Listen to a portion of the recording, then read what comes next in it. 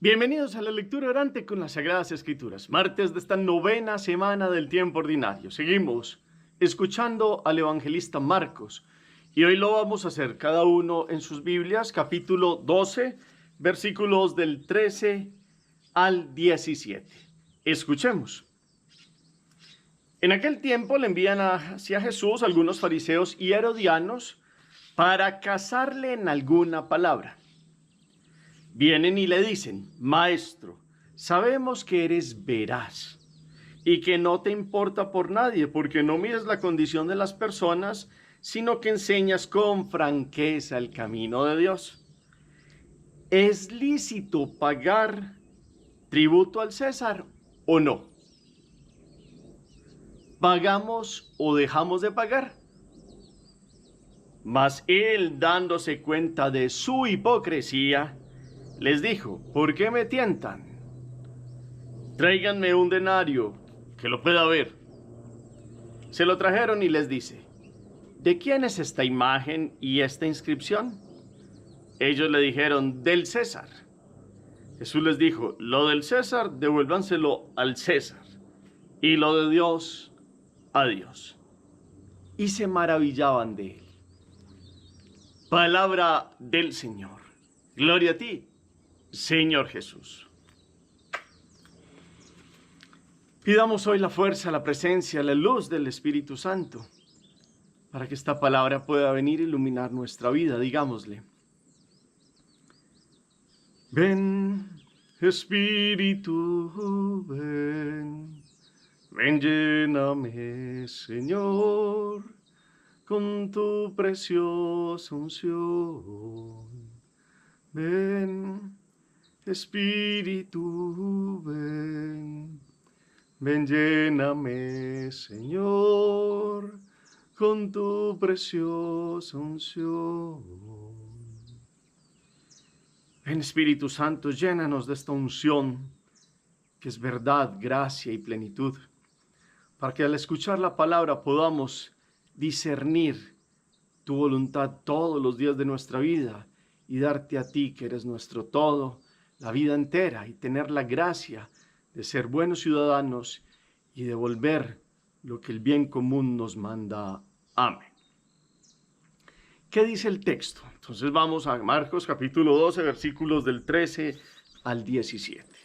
Hacemos la lectura. ¿Quiénes envían a hacerle una pregunta a Jesús? ¿Qué tipo de pregunta es? ¿Cuál es la intencionalidad que hay debajo? Ellos, unos que se acercan a Jesús, le dicen ahí una adulación, pues, ¿qué le dicen? Él se da cuenta de la intención que les dice y les pide que le pasen algo, que le pasan, y ese algo tiene una inscripción. ¿A qué se refiere? ¿Cuál es la respuesta de él a la pregunta? ¿Y cómo quedan todos al final? Hacemos la pausa, la palabra resuena. La segunda lectura nos quedamos con una expresión en un versículo bíblico que nos toque hoy y nos haga arder el corazón, o algo que nos maraville. Hacemos la pausa. La tercera lectura es para que nos quedemos con la síntesis y bajemos todo de la mente al corazón. Estamos en la última semana de la vida de Jesús según Marcos. El contexto es Jesús en el templo de Jerusalén enseñando. Ya les dijo la parábola de los viñadores homicidas que veíamos ayer, y hoy se le acercan unos de los principales, en este caso fariseos y herodianos. Y es importante tener en cuenta eso porque entre ellos había divisiones, entre los fariseos y los herodianos, y los saduceos también, y los celotas son otro grupo que tiene sus divisiones que se presentaban en la época de Jesús. Entonces, aquí lo impresionante es la adulación que hacen. Maestro, sabemos que eres veraz y no te importa por nadie, porque no miras la condición de las personas, sino que enseñas con franqueza el camino de Dios. Están diciéndole algo que es verdad, pero que ellos no quieren reconocer, pero como quieren hacer adulación y porque la intencionalidad es una doblez de corazón y una hipocresía que él descubre, se acercan con esas palabras bonitas como quien dice nos los vamos a ganar, pero por debajo hay un anzuelo que él tiene que morder para que se equivoque. Sea ¿A favor del César y contra el pueblo, o a favor del pueblo y contra César? Es que era una pregunta de esas súper capciosa, de esas que traen veneno. Y ese veneno es el que traen ellos en el corazón. Porque ubiquémonos en el tiempo. Los hebreos tienen unos representantes en esas capas principales de la población. Los saduceos eran muy aduladores del poder romano. Entonces ellos no veían problema a los impuestos.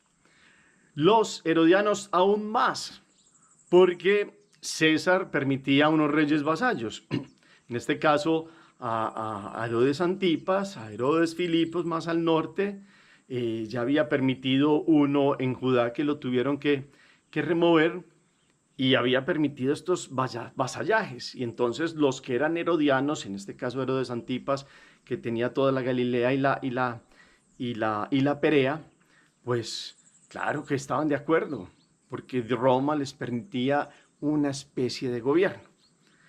Los fariseos eran contrarios, para ellos la ocupación era ilegal. Y los celotas aún más, porque esto sí lo hacían a través de las armas. Entonces ahí hay unas diferencias, y dentro de estas diferencias, pues lo que dijera Jesús era candela pura, perdóneme la expresión, porque podía ser un detonante.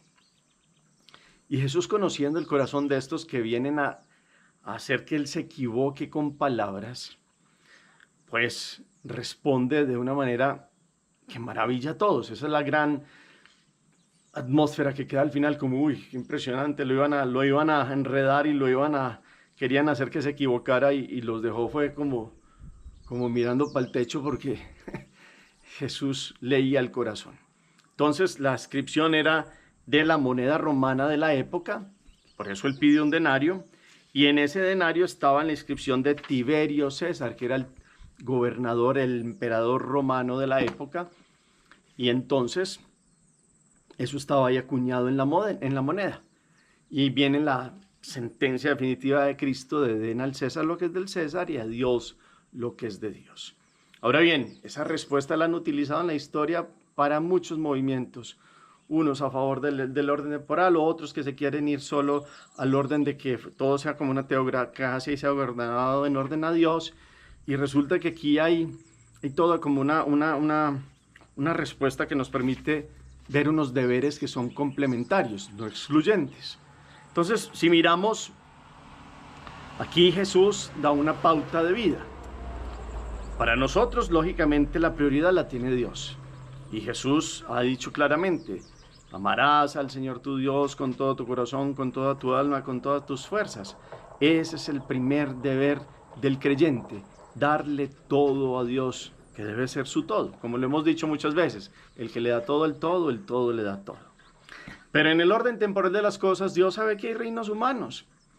Y en esos reinos humanos hay que mirar, eso sí, la licitud de muchas de las leyes, de las cosas que se dan, que normalmente si se dan para el bien común de los pueblos, como se trata ahora en nuestras democracias, que hay leyes para que todos puedan convivir bien, hay que cumplirlas con un deber ciudadano que es necesario y obligatorio en el buen sentido si busca el bien común de las cosas.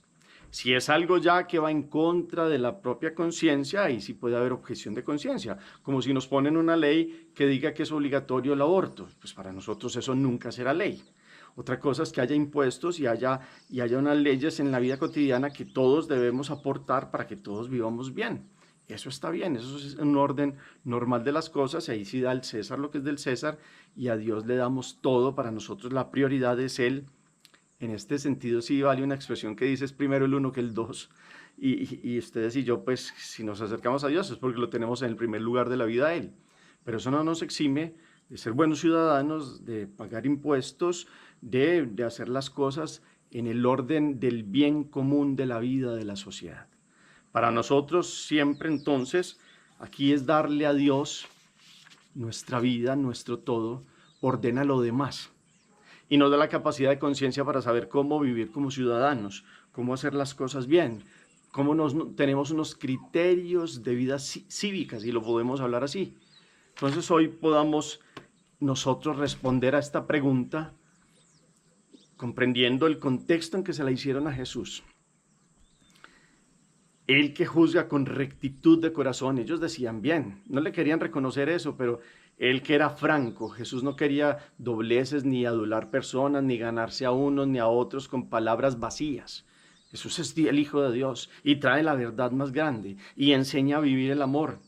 Y el amor no quita conocimiento, y el amor entonces es toda una expresión del Hijo de Dios que venía a enseñar cómo darle a Dios toda la vida. Y el que comprende eso sabe cómo vivir en la vida común y cómo desenvolverse.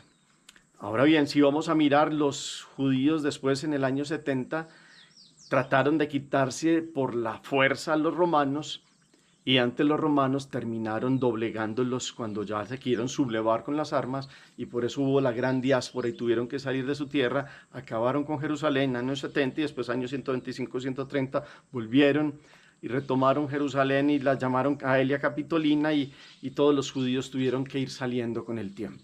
Porque para ellos se volvió como un dilema ese de que servir a un gobernador extranjero, y casi que era como una idolatría. Y no tenían en cuenta que esos son poderes humanos que están un día y otro día no. Y se forman, y así ha pasado en el mundo, se forman las rebeliones por los poderes de los hombres. Y Dios nos ha enseñado que lo que prevalece en el tiempo es el reino de Dios, que está por encima del espacio, del tiempo y de los medios. Y del espacio porque es más allá de las fronteras de Israel. En el tiempo porque no solo era para ese momento puntual de la historia, sino que va eternamente. Y en los medios no es con las armas, no es con la sublevación, no es con la guerra y los odios, sino con el amor que se transforma en los corazones. Y entonces cuando se utiliza el amor, se le da a Dios lo que es Él, el amor. Y se vive en el día cotidiano, en el vivir civil con obras de amor que también impactan la sociedad. Entonces, cuando uno le da a Dios todo, esto ordena lo demás, ordena la vida cívica y ordena el darle todo al orden temporal de las cosas, a la vida cotidiana, a vivir dignamente como ciudadanos ejemplares que debemos ser también pues los cristianos. Que esto nos dé una pauta hoy para cómo estamos viviendo. Le estamos dando a Dios el primer orden, y con esto estamos ordenando toda la vida en todos nuestros aspectos. ¿O qué está pasando con nosotros también si es que sí le damos a Dios todo lo que se merece Él, nuestra vida, nuestra glorificación a Él, nuestro pensamiento para Él, nuestras acciones de la vida en orden a una relación con Él y a un conocimiento mayor, que es una relación con quien nos ha pensado y con quien nos ha permitido ser? Y también desde la misma situación, cómo son nuestras relaciones con los demás, cómo son nuestras relaciones con el orden civil establecido para el bien común, y cómo reaccionamos ante todo nuestro día cotidiano. Ahora bien, tenemos que estar bien parados también ya cuando tratan de poner leyes que no son moralmente aceptables, como el aborto, como otro tipo de leyes que vayan en contra de nuestra libertad de darle la vida y libertad religiosa en este contexto. Que podamos discernir, esta palabra nos permite eso, cómo estamos viviendo y cómo Dios es nuestro todo, nuestro primer lugar, y esto nos permite vivir plenamente en el día a día. Hagamos oración. Bendito seas, Señor, por tu amor y por tu misericordia, porque nos enseñaste a Dios lo que es suyo y a la autoridad civil la obediencia debida. Con el ejemplo de tu vida nos mostraste que tu discípulo debe ser el mejor ciudadano, leal, justo, responsable, crítico y solidario. Pero si tú, Señor, no nos construyes la casa, en vano vigilamos, madrugamos y trajinamos. Concédenos tu espíritu de amor y de servicio para que testimoniemos ante nuestros hermanos que tu reino tiene la primacía en nuestra vida. Amén. Gracias por el eco que colocan al final del chat, por todo lo que les mueve esta palabra. ¿Qué les deja como propósito de acción ya en el otro momento de la lección divina? El Señor esté con ustedes, y la bendición de Dios Todopoderoso, Padre, Hijo y Espíritu Santo, descienda sobre ustedes y los acompañe siempre. Podemos seguir en paz. Demos gracias a Dios. Feliz día para todos.